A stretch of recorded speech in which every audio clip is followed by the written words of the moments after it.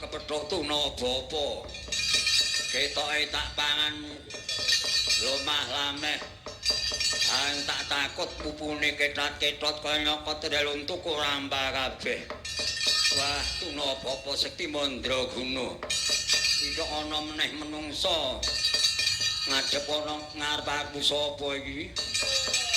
Yen kowe takon aku aranku Bapa Tuna. Lho, Kama Tuna bapa iki bapa tuna mung diwalik lho iki. Kok gek menungsane mau meneh.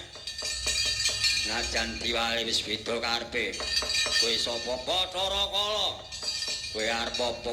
Aku golek wong Sukerta.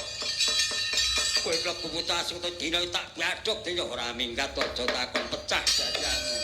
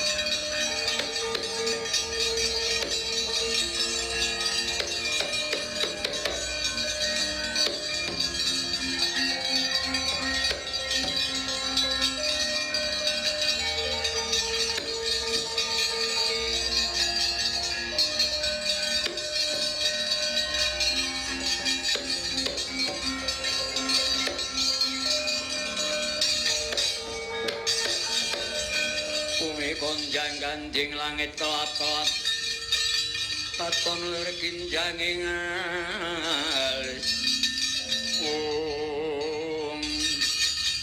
anakku Yongger bocah bagus Jaka Mulya jatos mati kula nentimbang dawuh Kanjeng Ibu paduka nimbalaken putra kula pun Jaka Mulya jatos mati saiki mengkene Yongger nyatani aku gone jejodohan kan bapakmu mung diparingi putra siji sira nggih. Ya tak paringi jeneng ya kuwi Jaka Mulya jatos mati. Kowe iki klebu bocah Sukerta ya nggih. Arep dina iki Bathara Kala bakal murun ning Arcapada golek manungsa kang nandhang Sukerta kaya kowe iku ya nggih. Mongko aku mireng tambang rat-ratu jaring bakul sinambi wara. Menawa negara ing Medang ngamayani negara para carita Jujur Prabu Darma Wikukuh. Dina iki bakal anakku Bathara Gedhen ya kuwi ruwatan ya nggih. Kuwi sira tak dawuh sowan menyang negara ing Medang kamayani ngempel kamukten karepen diruwat Kanjeng Prabu Darma Wikukuh ya nggih. Inggih menika ngaten mboten aku staken dawuh Kanjeng Ibu. Mangke keparo kula nyuwun pamit daya-daya kula badhe bidhadhaten negaring Medang kamuyan. Ya tak barang puja montor tansah ing karya kaya nggih.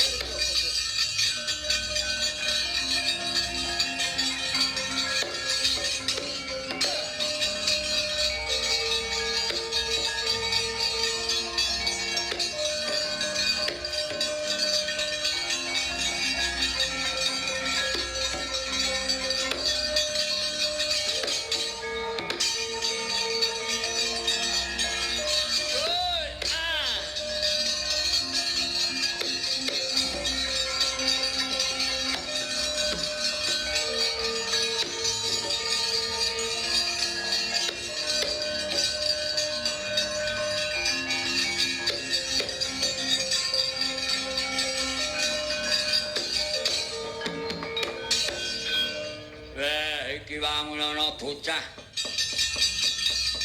Kang ngadhep ning ngarepku kowe jenengmu sapa Gus lan sira bocah saka ngendi? Menawa kowe tambo monaku aku bocah saka ing Pedukuhan Medang Kawit aku putrane Kanjeng Ibu Mbok Randa Sumawit aranku Jaka Mulya Jatusmati. Kowe sapa? Aku Bathara Kala. Lah aku arep nyang endi? Aku didhawuhi Kanjeng Ibu kinten mring negara Purwacarita karben diruwat kelan Sinu Prabu Darmapika. Wektu dina iki Sinu Prabu Darmapika bakal ngenekake upacara ruwatan supaya aku gen ilang mau suwe yen ngono kowe dadi kebuntanganku.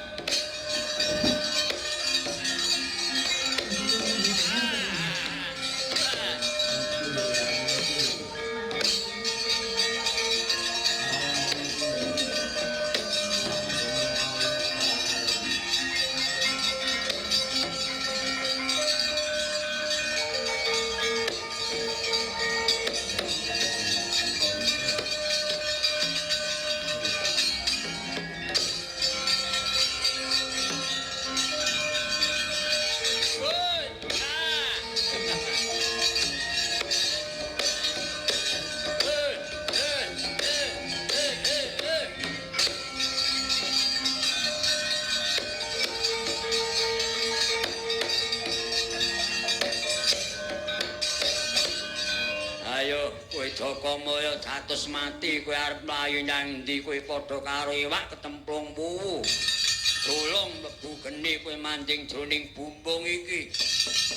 Bumbung tak tutup karep mlayu ngendil karing ati kayo. Wis kowe tek lho. Wah, bumbung jebul bumbung wong-wong iki.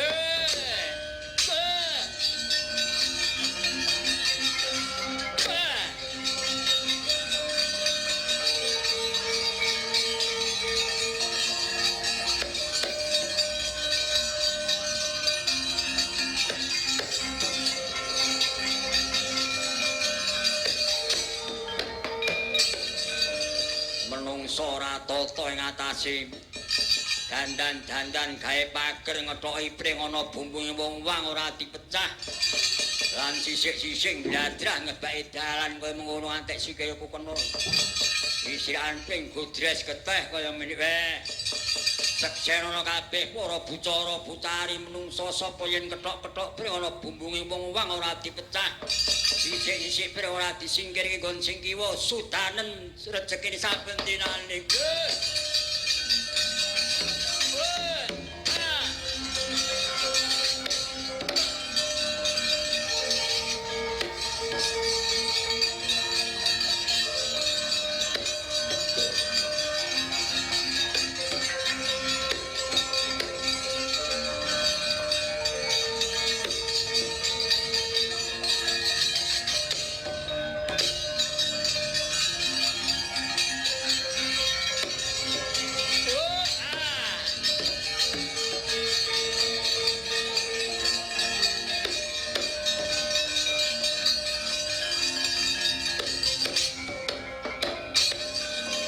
Saiki Jaka Mulya Jatusmati kowe mlebu nang omah isih anyar iki.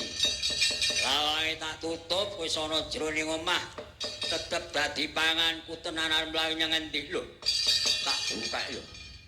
Kok ora nek menungsa wae lah jebul tutupe kaya urung diweni tutup kaya omah iki. Kurang ajar.